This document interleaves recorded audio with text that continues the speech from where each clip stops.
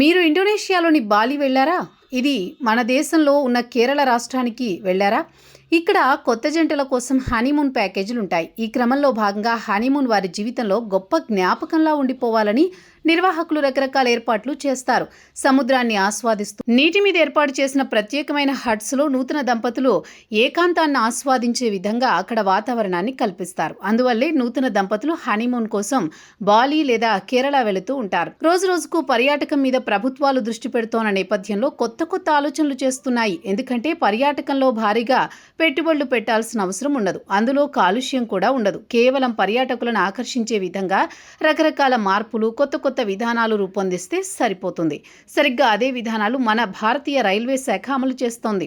పర్యాటకులను ఆకర్షించేందుకు రకరకాల ప్రణాళికలు తెర మీదకు తీసుకొచ్చింది. ముఖ్యంగా నూతన జంటలకు అనుకూలంగా సరికొత్త ప్యాకేజీలు అమలు చేస్తోంది.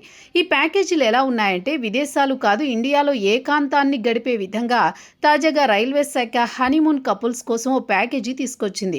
ఆ ప్యాకేజీ ప్రకారం రైల్లోనే హనీమూన్ చేసుకోవచ్చు. దీనికోసం ప్రత్యేకంగా పడక గదులను సిద్ధం చేసింది.